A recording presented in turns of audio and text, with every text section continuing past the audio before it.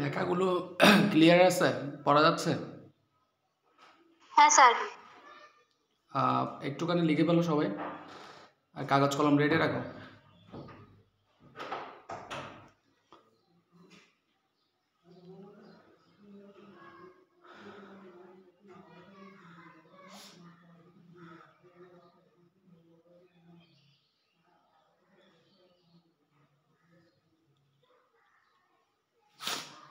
আচ্ছা, ক্লাসটা খুব ইম্পর্ট্যান্ট। ক্লাসটা যদি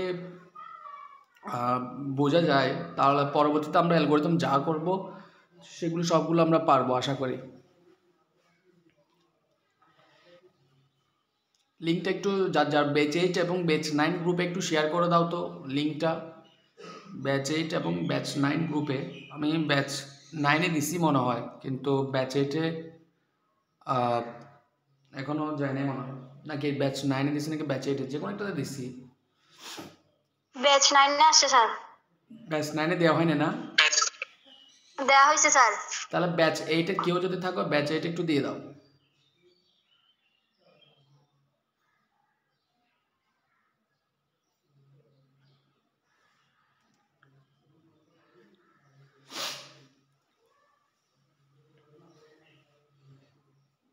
দেওয়া হয়েছে?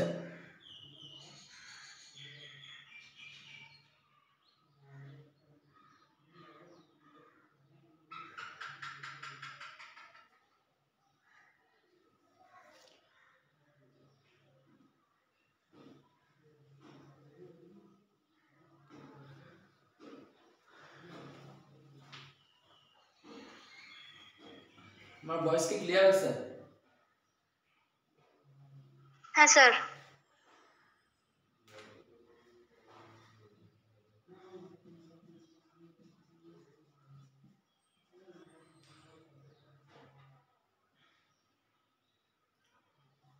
আচ্ছা, সংখ্যাটা কি সবার লেখা হয়েছে? কোন একটি সমস্যার যুক্তিযুক্তভাবে ধাপে ধাপে সমাধান করার প্রক্রিয়াকে অ্যালগরিদম বলা হয়। লিখা হয়েছে?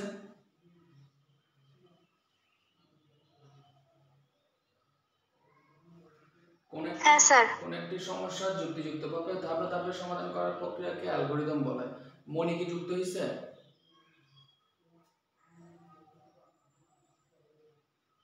মনি, ফয়সাল? স্যার শামীম ফয়সাল। হ্যাঁ স্যার শামীম ফয়সালের কথা বলতেছেন? শামীম ফয়সাল না, ফয়সাল। ফয়সাল ব্যাচ 8-এর। ও আচ্ছা স্যার, ব্যাচ 9-এর স্যার শামীম ফয়সাল ওর নাকি আর ক্লাস করবে না, ওর নাকি স্যার মোবাইল নষ্ট হয়ে গেছে, ওর মায়ের মোবাইলটা। আচ্ছা, ভালো কথা। ও স্যার আপনাকে বলতে বলছিল। ভালো তো।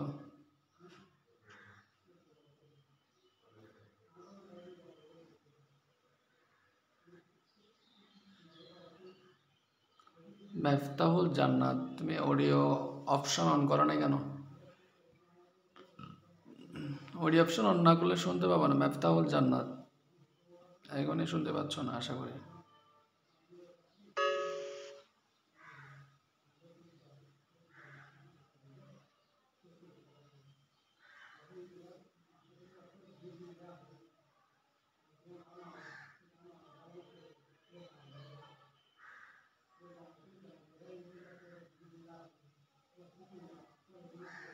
আচ্ছা, আশা করি সবার লেখা হয়েছে। তো আমি একটা নিচে একটা এক্সপ্রেশন লিখছি, মানে এটা এটার অংশ নয়, এটা সাইড নোট করে একটু, মানে সাইড নোট বলতে গত ক্লাসে আমরা অপারেটর টপিকস পড়ছিলাম না, অপারেটর টপিকসের পাশে করে এটা লিখবেন জাস্ট সাইড নোট হিসেবে। এখানে আমি তিনটা জিনিসের কথা বলবো। একটা হচ্ছে এক্সপ্রেশন, কি বললাম, একটা হচ্ছে এক্সপ্রেশন, আরটা হচ্ছে অপারেটর, আরটা হচ্ছে অপারেন্ট। একটা হচ্ছে এক্সপ্রেশন, একটা হচ্ছে অপারেটর, একটা হচ্ছে অপারেন্ট। এগুলো সবগুলো বাংলা হচ্ছে এক্সপ্রেশন বাংলা এক্সপ্রেশনে থাকবে, operator Bangla operator, operand Bangla operator operand. এগুলো এমসিকিউতে আসে যে এখানে একটা ফাংশন দেওয়া হলো, ঠিক আছে, তাই না, সাম equal to a plus b। তাহলে এখান থেকে তিনটে জিনিস কিন্তু আমরা চাইলে বের করতে পারি, বা তিনটে জিনিস এখানে ক্লু আছে। তাহলে এখানে এক্সপ্রেশন কোনটা, অপারেটর কোনটা, অপারেন্ট কোনটা, কেউ কি বলতে পারবেন যে এক্সপ্রেশন কোনটা, অপারেটর কোনটা, অপারেন্ট কোনটা? আমরা কিন্তু গত ক্লাসে পড়ছিলাম যে অপারেটর কোনগুলো বলছিলাম? the operator তে প্লাস সাইনটা। হ্যাঁ, অপারেটর হচ্ছে প্লাস সাইনটা, অপারেটর হচ্ছে প্লাস সাইন। তাহলে অপারেন্ট এবং এক্সপ্রেশন কোনটা? তার মানে এখানে অপারেটর প্লাস সাইন আছে, আর কি আছে, ইকুয়াল আছে না, ইকুয়াল আছে, হ্যাঁ দুটাই অপারেটর। হ্যাঁ, আর এক্সপ্রেশন তাহলে কোনটা, অপারেন্ট কোনটা? এক্সপ্রেশন কি সমীকরণটাকে এক্সপ্রেশন বলা হচ্ছে না? এক্সপ্রেশনটা হচ্ছে, হ্যাঁ, এক্সপ্রেশনের সমীকরণ বলতে পুরো লাইনটাকে, পুরো লাইন যেটা থাকবে সেটাকে আমরা কি বলতে পারি, এক্সপ্রেশন বলতে পারি। কি বলতে পারি? এক্সপ্রেশন। ওকে, তাহলে অপারেন্ট কোনটা? অপারেন্ট বলতে আমি যে আমাকে দুইটা ভেরিয়েবল বা দুইটা মান যোগ করতে বলা হয়েছে, তাই না, দুইটা ভেরিয়েবল বা দুইটা মান যখন যোগ করতে বলা হয়, তার মানে এগুলো হচ্ছে আমার কি, অপারেন্ট। এগুলো হচ্ছে আমার কি, অপারেন্ট। এখন যদি এমসিকিউ তে বলে যে এই এক্সপ্রেশনে কয়টা অপারেন্ট আছে, তাহলে তোমরা কি বলবো, आंसर কি কত আসবে?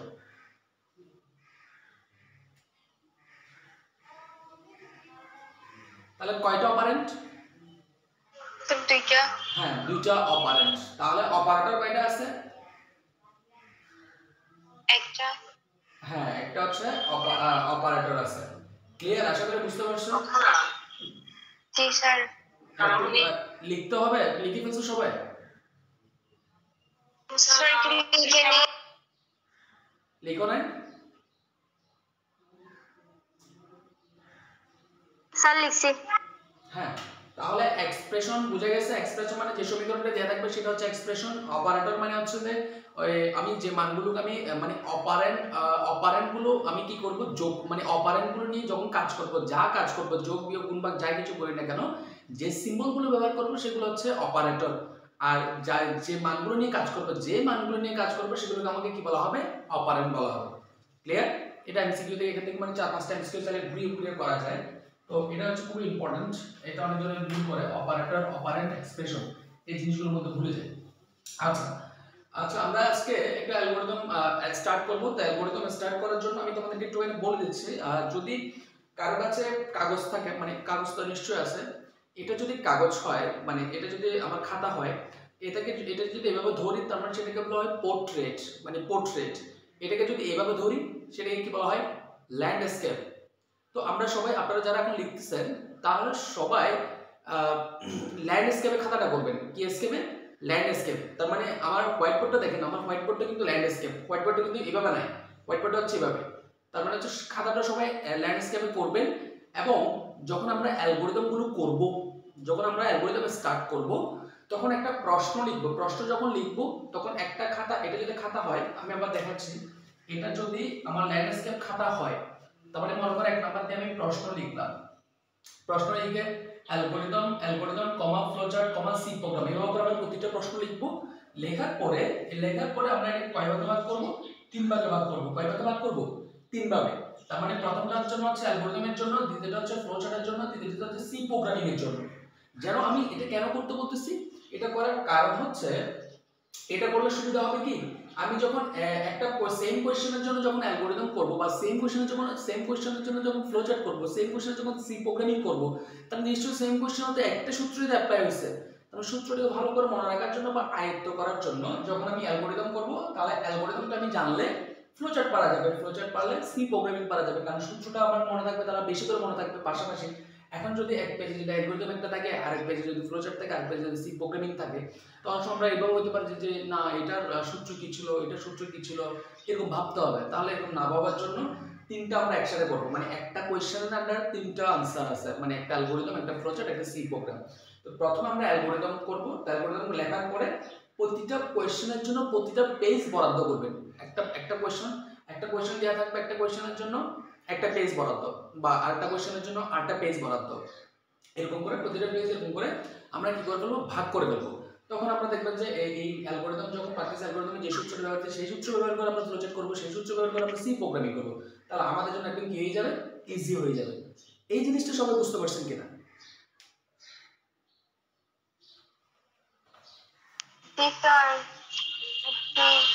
আশা করি সবাই বুঝতে পারছেন, তাই না? আচ্ছা, আমরা বলবো তাহলে এটা করবো আমরা। এখন আসি যে অ্যালগরিদম, সরি স্যার বুঝি না, মাত্র জয়েন করছি যে। হ্যাঁ এই মাত্র জয়েন করছো? আচ্ছা, এই মাত্র জয়েন করলে আমরা পরবর্তীতে মানে ওটা আবার নিয়ে আলোচনা করতেছি। আমি তো আগে প্রশ্নটা শেষ করি। মানে অ্যালগরিদম জিনিসটা হচ্ছে কোন একটা সমস্যা, ধরো কোন একটা সমস্যাকে তুমি যদি সমাধান করতে চাও, যে আমরা ধরে নিলাম যে আমাদের একটা দৈনন্দিন সমস্যা, মনে করেন যে কারোর একজন বিয়ে ঠিক হয়ে গেছে, তাহলে বিয়ে যদি ঠিক হয়ে যায়, বলে যে না আমি বিয়ে করতে চাচ্ছি না, আমার কোনো মানে এই মুহূর্তে প্রিপারেশন নাই বা মানসিক প্রিপারেশন নাই বা আদার কোনো প্রবলেম, আমি এই কারণে বিয়েটা করতে চাচ্ছি না। এখন বিয়েটা তো না করতে চাইলে তো হবে না, মেয়েটাকে ভাঙতে হবে, তাই না? তাহলে বিয়ে মানে একটা প্রবলেম, তাহলে বিয়েটাকে সলভ করার জন্য বা ভাঙার জন্য আমার কিছু স্টেপ নিতে হবে, বা আমাকে বোঝানো বা রিলেটিভদেরকে বোঝানো বা ক্লোজ কাউকে বোঝানো, তারপর হচ্ছে যে অন্য কারোর সাথে কথা বলা, তারপরে আরো কিছু স্টেপ নিতে হবে। এই যে একটার পর একটা স্টেপ নিতে হবে, বা ধরে নিলাম একটা বিয়ের অনুষ্ঠানে অ্যারেঞ্জমেন্ট করতে গেলে যা যা মনে করেন একটা বিয়ে একটা প্রবলেম, এটা অ্যারেঞ্জমেন্ট করতে গেলে আমাকে কি করতে হবে, মনে করেন যে কার্ড ছাপাইতে হবে, কার্ড ছাপানোর জন্য দোকানে যেতে হবে, ডেকোরেশনের দোকানে যেতে হবে, প্যান্ডেলের জন্য, তারপর হচ্ছে লাইটিং এর দোকানে যেতে হবে, তারপর হচ্ছে ভিডিও ম্যানের দোকানে যেতে হবে, তারপর হচ্ছে রান্নাবান্না খাবারের জন্য হচ্ছে বাজারে যেতে হবে, তারপরে আর অনেক অনেক কাজ আছে না। তার মানে এই যে স্টেপ বাই স্টেপ কিছু কাজ আমরা কি করব, ধাপে ধাপে সম্পন্ন করব। ধাপে ধাপে সম্পন্ন যখন করবো, সেগুলো অবশ্যই কি হইতে হবে, যুক্তিসম্মত হইতে হবে। যুক্তিসম্মত না হলে সেটাকে কিন্তু অ্যালগরিদম বলা যাবে না। তাহলে কোন একটা সমস্যাকে যখন আমি ধাপে ধাপে যুক্তিসম্মতভাবে সমাধান করব, তখন হচ্ছে সেটাকে আমাকে কি বলা হবে, অ্যালগরিদম বলা হবে। আশা করি বুঝতে পারছেন। তো সেই জন্য বলা হচ্ছে কোন একটি সমস্যা যুক্তিভাবে ধাপে ধাপে সমাধান করার প্রক্রিয়াকে কি বলা হয়, অ্যালগরিদম বলা হয়। একটা সমস্যা থাকলে সেটাকে যুক্তিযুক্তভাবে যদি আমি ধাপে ধাপে সমাধান করি, সেটাকে কি বলা হবে, অ্যালগরিদম বলা হবে। আশা করি বুঝতে পারছেন। তো অ্যালগরিদম করার জন্য আমাকে 5টি স্টেপ মাথায় রাখতে হবে। কয়টা স্টেপ মাথায় রাখতে হবে অ্যালগরিদম করার জন্য?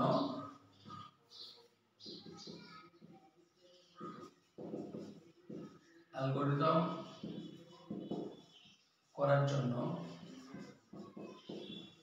5টি স্টেপ। অ্যালগরিদম করার জন্য কয়টা স্টেপ প্রয়োজন? 5টি স্টেপ প্রয়োজন। তাহলে স্টেপ নাম্বার 1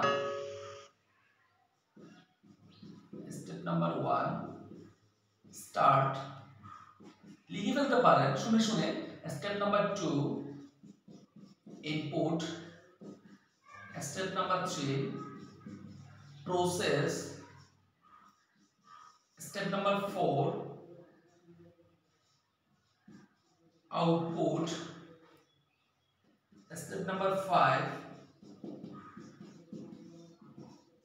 প্রিন্ট,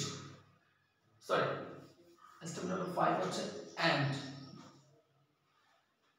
একটু লিখে নেন তো। স্টেপ নাম্বার 1 হচ্ছে স্টার্ট, স্টেপ নাম্বার 2 হচ্ছে ইনপুট, স্টেপ নাম্বার 3 হচ্ছে process, step number 4 output, step number 5 হচ্ছে এন্ড।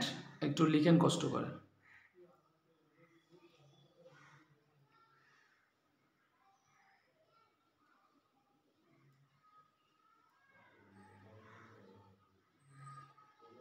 মেফতাহুল জান্নাত, তুমি কি শুনতে পাচ্ছ? জি স্যার। আজকে কেমনে শুনতেছো তুমি? কেন এখানে স্যার একটু নেট একটু ক্লিয়ার আছে। হ্যাঁ, এখন থেকে ওইটাই করবা, ওই জায়গায় বসে থাকবা খাতা নিয়ে। এখন ঢুকছি যে মাত্র। হ্যাঁ করো, লিখে নাও লিখে নাও। সবার লেখা হয়েছে?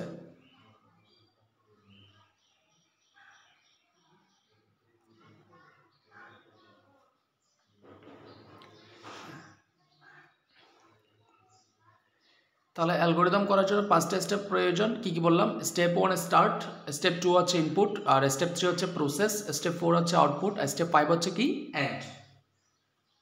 লিখা হয়েছে সবাই? হ্যাঁ স্যার। আচ্ছা, তাহলে এই 5টি স্টেপ, তার 5টি স্টেপ মাথায় রাখতে হবে। এখানে একটা বিষয় হচ্ছে মনে রাখতে হবে, স্টেপ 1 এবং স্টেপ 5, স্টেপ 1 এবং স্টেপ 5 সবসময় একটাই, এটা সবসময় বসে যাবে। তার মানে কি বললাম? স্টেপ 1 আর আচ্ছা স্টেপ 5 সবসময় একটাই, এটা কোনো স্টেপ বাড়বে না। তাহলে প্রত্যেকটা অ্যালগরিদমের আমরা শুরুতে চোখ বন্ধ করে বলবো যে স্টেপ 1 স্টার্ট, শুরুতে বলে দিব। এবং প্রোগ্রাম অ্যালগরিদমটা যখন শেষ হবে তখন লাস্টে এসে বলে দিব স্টেপ স্টেপ মানে যতটা থাকুক না কেন, স্টেপ 5 বা 6 10 যাই আসুক না কেন, কিন্তু সর্বশেষ স্টেপ যেটা আসবে তখন সেটা আমরা কি করে দিব? এন্ড করে দিব। কখন এন্ড করব? যখন আমি আউটপুট পেয়ে যাব, যখন আমার আউটপুট চলে আসবে তখন আমরা প্রোগ্রামটা কি করে দিব? এন্ড করে দিব। তাহলে আমি কি বললাম? স্টেপ 1 এবং স্টেপ 5 সবসময় কয়টা থাকবে? স্টেপ একটাই থাকবে। আরেকটা বিষয় যে স্টেপ 2 এবং স্টেপ 4 কিন্তু একসাথে একটা করে থাকবে। তাহলে কি বললাম? স্টেপ 1, স্টেপ 2, স্টেপ 4, স্টেপ 5 এই চারটা স্টেপ সবসময় কি থাকবে? একটা করে স্টেপ থাকবে। এগুলো কিন্তু স্টেপ কিন্তু কি হবে না? বাড়বে না। এখন হচ্ছে স্টেপ 3। স্টেপ 3 হচ্ছে প্রসেস। প্রসেস মানে আমরা কি বুঝি? আমি যখন প্রোগ্রাম অর্গানাইজেশন করাইছিলাম তখন আমি স্টেপের কথা বলছিলাম, যে প্রসেসের কথা বলছিলাম। একটা প্রোগ্রাম অর্গানাইজ করতে গেলে তিনটা আমাদের জিনিস মাথায় রাখতে হচ্ছে। একটা হচ্ছে ইনপুট, আরেকটা হচ্ছে প্রসেস, আরেকটা হচ্ছে কি ছিল? আউটপুট। তো সেখানে প্রসেস মানে কি বলছিলাম? প্রসেস মানে হচ্ছে যোগ বিয়োগ গুণ ভাগ কিছু কথা বলছিলাম। প্রসেস মানে হচ্ছে প্রসেসিং করা, তাই না? প্রসেসিং করা তার মানে হচ্ছে কি দ্বারা প্রসেসিং করব? নিশ্চয় কোনো অপারেটর দ্বারা প্রসেসিং করব। তার মানে সেগুলোকে কি বলা হচ্ছে? যোগ বিয়োগ গুণ ভাগকে প্রসেসিং বলা হচ্ছে। তাহলে মনে রাখতে হবে, এখানে একটু সাইড নোট হিসেবে লিখে রাখতে পারেন, প্রসেসটা হচ্ছে এখানে যোগ বিয়োগ গুণ ভাগ যা কিছু কাজ করব, বা লেস দেন বা গ্রেটার দেন বা গ্রেটার দেন ইকুয়াল বা লেস দেন ইকুয়াল, যে কন্ডিশনগুলো আমরা অ্যাপ্লাই করব সেগুলো হচ্ছে প্রসেস, মানে প্রসেসিং করার জন্য আর কি। তাহলে এই প্রসেসটা কি হতে পারে? এই প্রসেসটা এক বা একাধিক হতে পারে। প্রসেসটা কি হতে পারে? এক বা একাধিক স্টেপ বা একাধিক ধাপ। কি বললাম? প্রসেসটা এক বা একাধিক ধাপ হইতে পারে। তার মানে এখানে যে প্রসেস সবসময় একটা থাকবে তা না, মানে প্রসেসের স্টেপ যে একটা থাকবে তা না। তার মানে একটা, যেমন একটা জিনিস যদি আমি একটুখানি বলি যে মনে করেন যে আমি বললাম যে দুইটি ধনাত্মক পূর্ণসংখ্যার যোগফল এবং গড় নির্ণয়ের জন্য অ্যালগরিদম করো। তাহলে যোগফল এবং গড় নির্ণয়, তার মানে গড় বের করতে গেলে আমাকে প্রথমে যোগ করতে হবে, তারপর আমাকে ভাগ করতে হবে। তার মানে যোগ একটা প্রসেস, ভাগ একটা প্রসেস। তার মানে কয়টা স্টেপ হয়ে গেল? দুইটা। তার মানে এখানে প্রসেসে এসে কয়টা স্টেপ হয়ে যাচ্ছে? দুটো হয়ে যাচ্ছে। মানে স্টেপ 3 তে যাবে, স্টেপ 4 এ যাবে। তো ওইটা যদি স্টেপ 4 এ চলে যায় তার আউটপুটটা কত চলে আসবে? স্টেপ 5 এ। তো স্টেপ 5 থেকে আউটপুট আসে তাহলে স্টেপ 6 এ কি চলে আসবে? এন্ড চলে আসবে। এতটুকু যদি লিখে গেছি কিনা আমরা এখন একটা করলে তখন বুঝে যাবে। তার মানে হচ্ছে স্টেপ 1, স্টেপ 2, স্টেপ 4, স্টেপ 5 সবসময় কয়টা থাকবে? একটা করে স্টেপ থাকবে। আর স্টেপ 3 তে কি বলছি? প্রসেস। প্রসেস কি বললাম? প্রসেসটা হচ্ছে একটা হইতে পারে আবার একাধিকও হইতে পারে। এতটুকু বুঝতে পারছেন? হ্যাঁ স্যার। আচ্ছা, তাহলে আমরা একটা কোয়েশ্চেনে যাচ্ছি। সবাই খাতাকে ল্যান্ডস্কেপ করে ফেলেন।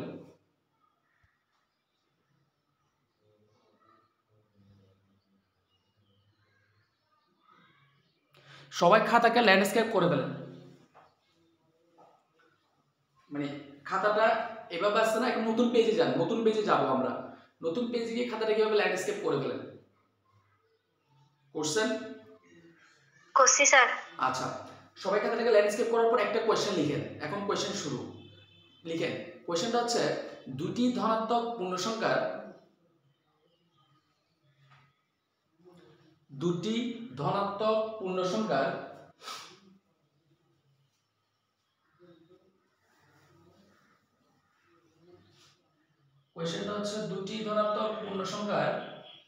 যোগফল নির্ণয়ের জন্য,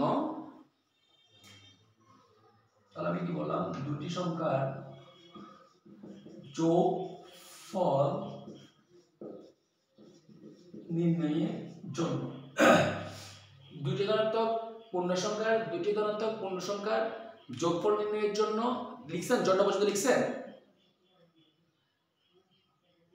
হ্যাঁ স্যার। জন্য পর্যন্ত লেখার পরে আমি কিন্তু আর বলবো না, মানে এখন থেকে আর বলবো না, নিজ দায়িত্বে লিখে ফেলবেন। সেটা হচ্ছে অ্যালগরিদম, তাহলে জন্য পর কি হবে, অ্যালগরিদম কমা ফ্লোচার্ট কমা সি প্রোগ্রাম লিখো। কি বললাম? দুটি ধনাত্মক পূর্ণ সংখ্যার যোগফল নির্ণয়ের জন্য অ্যালগরিদম কমা ফ্লোচার্ট কমা সি প্রোগ্রাম লিখো। তো এখানে মনে রাখতে হবে যে এই তিনটা মিলে কিন্তু একটা নয়, এখানে তিনটা প্রশ্ন আলাদা আলাদা। যেমন হচ্ছে যদি আমি আলাদা করি যে দুটি ধনাত্মক পূর্ণ সংখ্যার যোগফল নির্ণয়ের জন্য অ্যালগরিদম লিখো, বা দুটি ধনাত্মক পূর্ণ সংখ্যার যোগফল নির্ণয়ের জন্য ফ্লোচার্ট লিখো, বা দুটি ধনাত্মক পূর্ণ সংখ্যার যোগফল নির্ণয়ের জন্য সি প্রোগ্রাম লিখো, মানে তিনটা কোয়েশ্চেন। কিন্তু তিনটা কোয়েশ্চেন আমি একটু একসাথে করলাম কেন, আমাদের একটু সুবিধা হওয়ার জন্য, যেন কোয়েশ্চেনটা বারবার লিখতে না হয়। এই জন্য আমি একবার লিখে ল্যান্ডস্কেপ করে যেন আমরা যেন আলাদা করে বুঝতে পারি, এই জন্য করলাম আর কি। লিখে হয়েছে সবাই? তাহলে এই কোয়েশ্চেন নিচে তিনটা ভাগ করে ফেলছেন, একটা অ্যালগরিদমের জন্য, একটা ফ্লোচার্টের জন্য, একটা সি প্রোগ্রামের জন্য। সবাই ভাগ করছেন? মানে এটা যদি ল্যান্ডস্কেপ হয়, আমরা একটা কোয়েশ্চেন লিখলাম, কোয়েশ্চেন লেখার পরে এটাকে কোয়েশ্চেন মনে করো আমি যেটা কোয়েশ্চেন লিখলাম, তারপরে এটাকে কয় ভাগ করলাম? তিন ভাগে। একটা হচ্ছে অ্যালগরিদমের জন্য, একটা ফ্লোচার্টের জন্য, একটা সি প্রোগ্রামিং এর জন্য। ভাগ করছেন সবাই?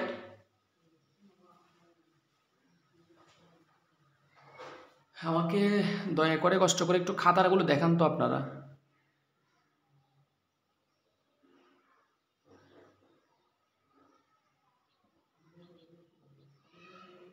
খাতাগুলো একটু শো করান তো একজন।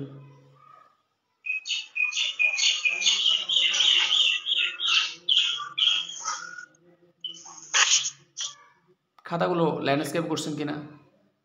নতুন পেজে গেছেন সবাই? নতুন পেজে তুমি কি ল্যান্ডস্কেপ করছো? মিতু দে, হ্যাঁ ল্যান্ডস্কেপ আছে। তারপর চৈতি দাস ল্যান্ডস্কেপ আছে। তারপর মুমতামিন তাসমিন,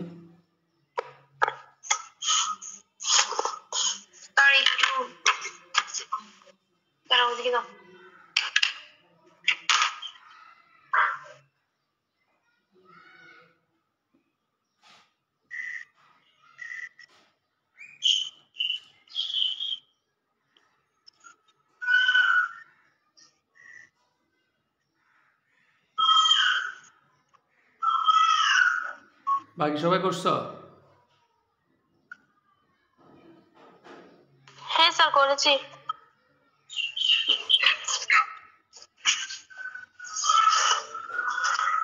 স্যার দেখতে পাচ্ছেন?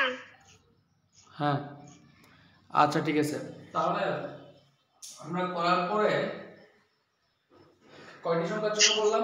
দুটি সংখ্যার জন্য। তার মানে হচ্ছে দেখো প্রথমে কি আছে, স্টেপ 1। তার মানে প্রথমে আমি লিখবো, যেমন এটার জন্য যদি আমি অ্যালগরিদম করি, তাহলে স্টেপ 1 কি ছিল? স্টার্ট ছিল, তাই না? আমি লিখে দিলাম স্টার্ট।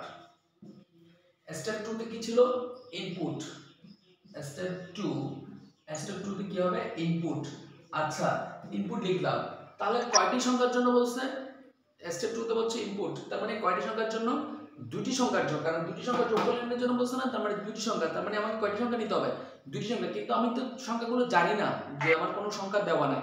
তাহলে যে কোনো সংখ্যার জন্য আমার অজানা মানের জন্য জাস্ট আমি একটা ভেরিয়েবল নিলাম দুইটা, একটা হচ্ছে a নিলাম, একটা হচ্ছে কি নিলাম? b নিলাম। যে সংখ্যাগুলো দিলে হয়তো a তে থাকবে, না হলে b তে থাকবে। আমি আমার মতো করে দুইটা ভেরিয়েবল নিলাম। তার মানে ইনপুট কি নিলাম? a, b। তার মানে হচ্ছে দুইটা যেহেতু ইনপুট বলছে, দুটি সংখ্যার যোগফল বলছে, সেটা আমার দুইটা ইনপুট নিতে হয়। তারপর হচ্ছে স্টেপ 3। স্টেপ 3 হচ্ছে কি প্রসেস। স্টেপ 3 কি ছিল প্রসেস। প্রসেস মানে কি বলছিলাম, প্রসেস মানে হচ্ছে যোগ বিয়োগ গুণ ভাগ যেগুলো আমরা করতে বলবে বা গ্রেটার দ্যান লেস দ্যান যা কিছু কন্ডিশন দেখ না কেন যা করতে বলবে সেটা হচ্ছে প্রসেস। তাহলে আমাকে কি করতে বলছে একটু খেয়াল করুন তো, যে আমাকে যোগফল নির্ণয় করতে বলছে তাই না, আমাকে যোগফল নির্ণয় করতে বলছে, তার মানে যোগ করার জন্য, তার মানে a প্লাস b আমি যোগ করলাম, কি করলাম a প্লাস b যোগ করলাম। এখন a প্লাস b যোগ করার পরে তাহলে যোগ করলে কোন একটা জায়গায় রাখতে হবে না, মনে করো এক বাজার থেকে এক জায়গা থেকে আমি আলু নিলাম, আর জায়গা থেকে পটল নিলাম, আর জায়গা থেকে কাঁচামরিচ নিলাম, আর জায়গা থেকে অন্য কিছু নিলাম, সবগুলো বাজার আমি কি হাতে নিয়ে বসে থাকবো নাকি কোন একটা সবগুলো একটা বাজার ব্যাগে রাখবো? নিশ্চয়ই একটা বাজার ব্যাগে রাখবো, মানে যতগুলো নিলাম সবগুলো এক জায়গায় রাখবো। তার মানে সেম a প্লাস b যোগ করে আমাকে একটা জায়গায় রাখবো, তার মানে আমি মনে করো যে সাম নামক একটা জায়গায় রাখলাম, কোথায় রাখলাম সাম নামক একটা ভেরিয়েবল রাখলাম, বুঝতে পারছি? তার মানে সাম ইকুয়াল টু কি a প্লাস b, তার মানে a প্লাস b এর মানটা যোগ করে কোথায় জমা হবে সামে জমা হবে, কোথায় জমা হবে সামে জমা হবে। তার মানে স্টেপ আমার আর কোন স্টেপ এখানে বাকি আছে, যে আমাকে স্টার্ট করছি ইনপুট নিছি প্রসেস হয়ে গেছে, তাহলে প্রসেস মানে আউটপুটে চলে আসছে, প্রসেস মানে কি আউটপুট। তার মানে আউটপুট মানে কি বলা হয় এখানে, কি প্রিন্ট বলা হয়, আউটপুট মানে এখানে কি বলা হয় প্রিন্ট, আউটপুট মানে কি প্রিন্ট। তাহলে প্রিন্ট করা মানে কি, প্রিন্ট কাকে প্রিন্ট করব, তোমার সর্বশেষ মানটা কোথায় আছে, সর্বশেষ মানটা সামে আছে তাই না, কারণ সর্বশেষ মানটা কোথায় আছে সামে আছে, সেজন্য আমি কাকে প্রিন্ট করলে কাকে ডাকলে পাবো সামকে ডাকলে আমার রেজাল্টটা পাবো, তাহলে হচ্ছে প্রিন্ট সাম। তারপর হচ্ছে স্টেপ 5, স্টেপ 5 কি হবে এন্ড হবে। যেহেতু আমার এটা অলরেডি কি হয়ে গেছে, যেহেতু প্রোগ্রামটা আমার আউটপুট চলে আসছে, তাহলে আমার কি হবে এন্ড হবে। বুঝতে পারছি এতটুকু? এতটুকু সবাই ক্লিয়ার? হ্যাঁ স্যার। তাহলে নিজে নিজে একটু ট্রাই করুন তো, নিজে করতে পারবেন কিনা দেখুন তো, না দেখে বা যে কোনো ভাবে।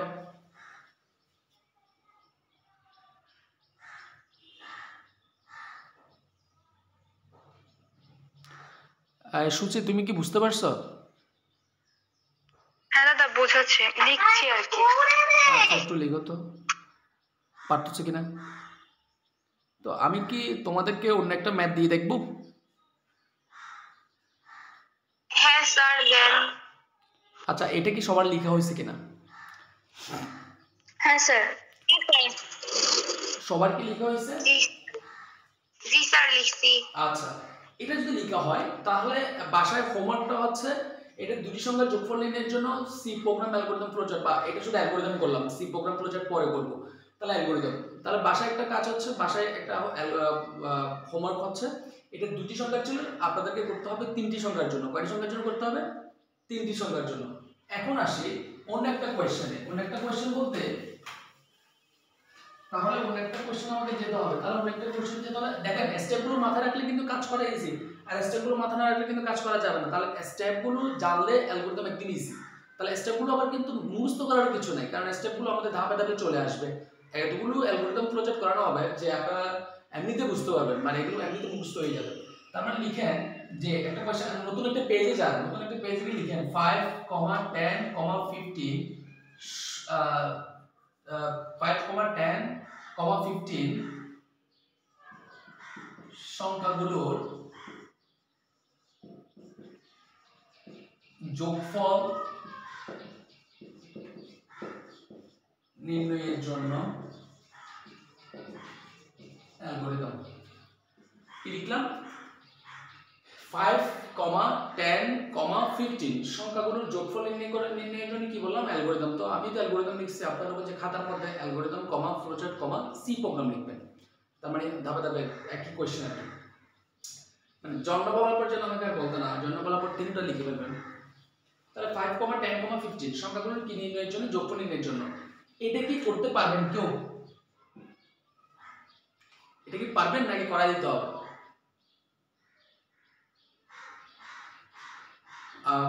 তাহলে স্টেপ 1 কি ছিল? স্টেপ 1 ছিল স্টার্ট। স্টেপ 1 কি ছিল? স্টার্ট। স্টেপ 2 তে কি ছিল আমার? স্টেপ 2 তে ছিল আমার ইনপুট, তাই না? স্টেপ 2 তে কি হবে? ইনপুট হবে। তাহলে ইনপুট এখন দেখেন তো যেটা প্রথমে যেটা আমরা অ্যালগরিদম করছিলাম, অ্যালগরিদম ছিল কি দুটি সংখ্যার যোগফল নির্ণয়ের জন্য ছিল, সেখানে কোনো মান দেওয়া ছিল, মান দেওয়া ছিল না, কিন্তু এখানে কিন্তু মান দেওয়া আছে। তাহলে মান দেওয়া থাকলে মানগুলো নিতে হবে না, আমি তো বাহ্যিক কোনো মান নিতে পারবো না, বা আমাকে স্পেসিফিক করে মান দিয়ে দিছে। তাহলে মানগুলো নেওয়ার জন্য আমরা নিশ্চয়ই জানি, আমরা বললাম যে a equal to 5, b equal to 10, c equal to 15। কি বললাম? a equal to 5, b equal to 10, c equal to 15। আমার যে মানগুলো দিয়েছে প্রত্যেকটা মানকে আমি তো ডাইরেক্ট মান নিয়ে তো কাজ করতে পারবো না, মানগুলোকে কোন একটা জায়গায় নিতে হবে, মানে কোন একটা ভেরিয়েবলে নিতে হবে, তার ভেরিয়েবল নিয়ে কাজ করতে হবে। এখানে সবসময় ভেরিয়েবল নিয়ে কাজ করতে হবে। এই যে ভেরিয়েবল কি সেটা কি আমরা একটুখানি আমি শুরুর দিকে আলোচনা করছিলাম যখন আমি প্রথম ক্লাসটা পড়াচ্ছিলাম আর কি। তারপর বলতেছি এটাকে বলা হয় সি ভাষা মেমোরিতে ডেটা সংরক্ষণ করতে যে নাম ব্যবহৃত হয়। তার মানে আমি ডাটা রাখার জন্য যে একটা নাম ব্যবহার করব সেটাকে বলা হয় ভেরিয়েবল, ডাটা রাখার জন্য। তাহলে এতটুকু clear? Input a, 5, b, 10, c, 15। তাহলে হচ্ছে স্টেপ কি হবে? স্টেপ 3 হবে। স্টেপ 3 এখন আমাকে ইনপুট নেওয়া শেষ। ইনপুট নেওয়ার পর আমার কি স্টেপ 1 ছিল স্টার্ট, স্টেপ 2 ছিল ইনপুট, স্টেপ 3 কি ছিল? প্রসেস ছিল। তাহলে প্রসেস বলতে আমাকে কি করতে বলছে?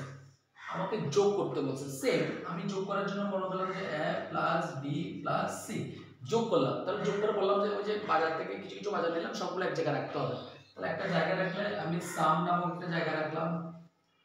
এখানে এখানে এখানে যে যার যার মতো করে ভেরিয়েবল নামগুলো ব্যবহার করতে পারবেন। এখানে যার যার যে কোনো নাম ইউজ করে কি করা যাবে? ভেরিয়েবলগুলো ব্যবহার করা যাবে, এটা কোনো সমস্যা নেই। বুঝতে পারছি যে আমি এখানে সামনে সেখানে সামনে নিতে হবে, যে আপনারা মনে করেন যে আমি সামনে নিলাম বলতে রিলেটিভ মানে মিল রাখার জন্য। কেউ যদি মনে করেন আমি টোটাল নিব, কেউ মনে করেন আমি এক্স নিব, কেউ মনে করেন আমি জ্যাড নিব, এখানে কেউ মনে করেন যে আমি এখানে মনে করেন যে কোনো একটা ব্যক্তির নাম নিব, যা খুশি তা নিতে পারবো, কোনো সমস্যা নেই। কিন্তু আমরা সবসময় খেয়াল রাখি যেন এটা কিন্তু সিমিলারিটি মানে কাজের সাথে যেন এটা মানে মিল থাকে, এই জন্য আমি ভেরিয়েবলগুলো সেভাবে নেওয়ার চেষ্টা করি। তার মানে সাম ইকুয়াল কি হবে? a plus b plus c। তার মানে এখানে কেউ একটা কোশ্চেন করতে পারে যে স্যার এখানে মান নাই কেন? মান কোত্থেকে থাকবে? মান তো অলরেডি এখানে ভিতরে আমরা নিয়ে ফেলছি। তার মানে a ইকুয়াল টু 5 মানে কি? a এর ভিতরে 5 চলে আসছে, b ইকুয়াল টু 10 মানে b এর ভিতরে 10 চলে আসছে, c ইকুয়াল টু 15 মানে c এর ভিতরে কত চলে আসছে? 15 চলে আসছে। তার মানে এখন a বলতে যখন a এর মান 5, b এর মান 10, c এর মান কত? 15। তাহলে আমার যোগ করা শেষ। যেহেতু যোগ শেষ, তাহলে আমাকে কি করতে হবে? প্রিন্ট করে দিতে হবে, মানে আউটপুট বের করে দিতে হবে। তাহলে কাকে আমি আউটপুট হিসেবে পাবো? সামকে, কারণ আমার সর্বশেষ ফলাফলটা কোথায় জমা আছে? সামে জমা আছে। তার মানে প্রিন্ট হয়ে গেছে। যেহেতু প্রিন্ট হয়ে গেছে, তার মানে এখন কি করা দরকার? এখন এন্ড করা দরকার। আমার কাজ শেষ। দেখো তো লিখছেন কিনা সবাই?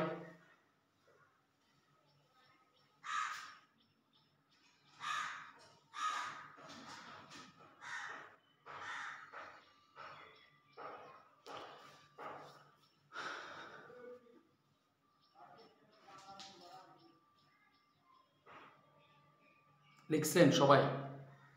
পারা যাবে? হ্যাঁ স্যার, হ্যাঁ স্যার। বেশি কঠিন না স্যার, বেশি সহজ, তাই না?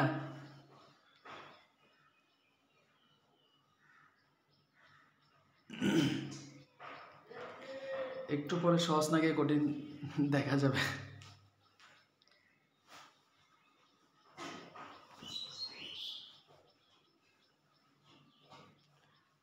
লিখে হয়েছে সবার? হ্যাঁ স্যার। ওকে, লিখে হলে 5, 10 সংখ্যাগুলোর জন্য আমরা আরেকটা নতুন পেজ নেন দ্রুত, যেহেতু 40 মিনিটের আপনারা জয়েন করতে দেরি করবেন। একটা নতুন কোয়েশ্চেনে চলে যাচ্ছি। নতুন কোয়েশ্চেনে কি লিখবো? লিখেন একটি ত্রিভুজের ক্ষেত্রফল নির্ণয়ের জন্য একটি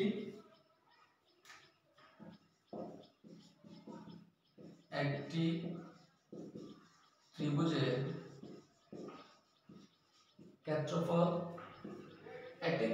ক্ষেত্রফল নির্ণয়ের জন্য অ্যালগরিদম, ফ্লোচার্ট, সি প্রোগ্রাম। একটি ত্রিভুজের ক্ষেত্রফল নির্ণয়ের জন্য লিখছেন।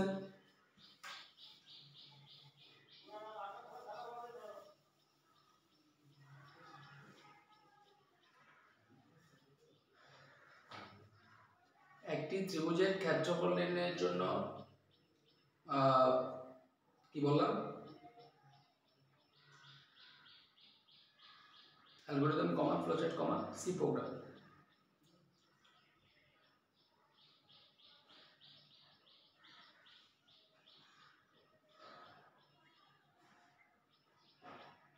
কোশ্চেন লেখা আছে সবাই?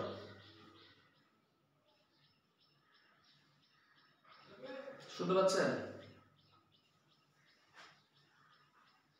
কোশ্চেনটা একটু বল। একটি ত্রিভুজের ক্ষেত্রফল নির্ণয়ের জন্য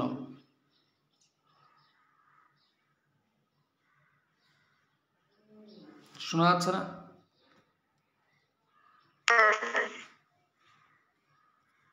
একটি ত্রিভুজের ক্ষেত্রফল নির্ণয়ের জন্য।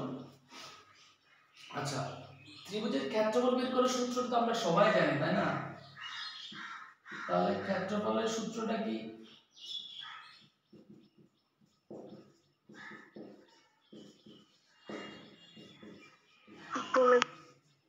হাফ ইনটু ভূমি গুণ উচ্চতা না? ত্রিভুজের ক্ষেত্রফল বের করার সূত্র আমরা জানি, একটা ত্রিভুজের ক্ষেত্রফল বের করার সূত্র হাফ ইনটু ভূমি গুণ উচ্চতা। যেহেতু আমরা দেখো এখানে সবগুলো আমি ইংলিশে লিখতেছি না, তার মানে এটাকে যদি আমি একটু বাংলা থেকে যদি ইংলিশে কনভার্সন করি, তার মানে ক্ষেত্রফলের ইংরেজিটা কি? এরিয়া। এরিয়া কিন্তু ক্ষেত্রফল। হাফ হাফ রেখে দিলাম, ইনটু আছে, তার মানে ভূমি গুণ উচ্চতা আছে, তাই না? ভূমি গুণ উচ্চতা আছে। আমি মনে করেন যে ভূমির জন্য বি নিলাম, উচ্চতার জন্য এইচ নিলাম। ভূমির জন্য কি নিলাম? বি নিলাম, উচ্চতার জন্য এইচ নিলাম। এখন এটা কিন্তু প্রসেস কিন্তু এতটুকু বসাই দেওয়া যাবে প্রসেসটা, কিন্তু আমি প্রোগ্রামিং এ কিন্তু এভাবে লেখা যায় না। তো যেহেতু প্রোগ্রামিং এ লেখা যায় না, তো আমি প্রোগ্রামিং এর মতো করে এখন থেকে যদি শিখে ফেলি সেটা অ্যালগরিদম ইউজ করতে পারবো। এখন যেভাবে বসাবো সেটা ফ্লোচার্টে বসাতে পারবো, সি প্রোগ্রামিং বসাতে পারবো। কিন্তু এখন যদি এভাবে লিখে ফেলি, তার মানে সেটা কিন্তু সি প্রোগ্রামিং এর জন্য প্রযোজ্য নয়। তাহলে আমাকে সি প্রোগ্রামিং এ আবার নতুন করে শিখতে হবে, মানে এগুলোকে কিভাবে সাজাতে হবে। সেই জন্য এখন থেকে সাজাতে ফেলতেছি। জাস্ট এটা এরিয়া ইকুয়াল, দেখেন তো বি ইনটু এইচ উপরের সংখ্যা না? বি ইনটু এইচ তো উপরে, আমি এটা কিভাবে লিখতে পারি? B into H divided by 2। এটা কি ভুল হবে? B into H divided by 2 এটা কি ভুল? না স্যার। না, তার মানে এটা হচ্ছে মূল প্রসেস। এটা হচ্ছে আমার কি মূল প্রসেস। এভাবে সাইড নোট করে অ্যানালাইসিস করবেন, তাহলে অ্যানালাইসিস করলে মানে কখনো ভুলবেন না। তো এই প্রত্যেকটা অ্যালগরিদম যদি অ্যানালাইসিস করতে পারেন, ওখান থেকে দ্রুততার সহিত বের করা যায়। এখন একদম সিম্পল বিষয়, দেখেন কিভাবে বের করে। আচ্ছা, এখানে ভেরিয়েবল হিসেবে আমি কাকে কাকে পাচ্ছি, মানে এখানে অজানা মান কি আছে? এই প্রসেসের মধ্যে অজানা মান কি আছে, মানে মান জানা নাই কি? এরিয়া। আমি কি এরিয়াকে কাউন্ট করব? না, বাম পক্ষকে কাউন্ট করব না। কেন না? বাম পক্ষ তো আমি জমা রাখতেছি, আমাকে সবসময় কাউন্ট করতে হবে কোন পক্ষে? ডান পক্ষে। কোন পক্ষে কাউন্ট করতে হবে? ডান পক্ষে। Right hand side. Right hand সাইডের মধ্যে কি কিসের মান জানা নাই? বি এর মান জানা নাই, এইচ এর মান জানা নাই। কার মান জানা নাই? B, H. তার মানে যার মান জানা নাই সেটা আমাকে ইনপুট নিতে হবে, যেটার মান জানা নাই সেটা কি নিতে হবে? ইনপুট। তার মানে ইনপুট কি হবে? B, H. বুঝা গেছে? B, H. এখন সিম্পল বিষয়।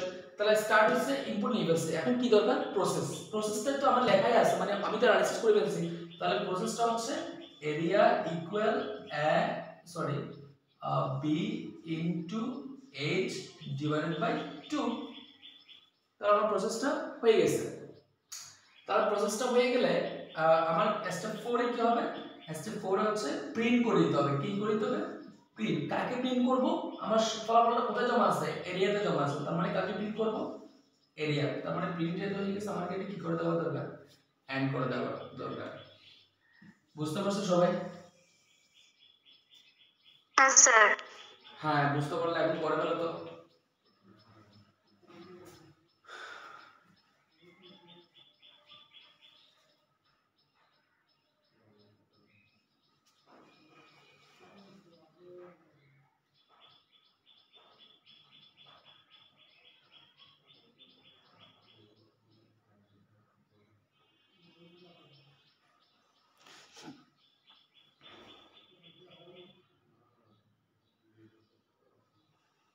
আজকে তাহলে এই কয়টা করালাম? 1টা 2টা 3টা করাইছি না? অ্যালগরিদম 3টা হচ্ছে না স্যার? হ্যাঁ স্যার। হ্যাঁ, আজকে তাহলে আমরা 3টা পর্যন্ত করব। ওকে, একদিনে বেশি দিনে মাথায় লোড হয়ে যাবে তোমাদের।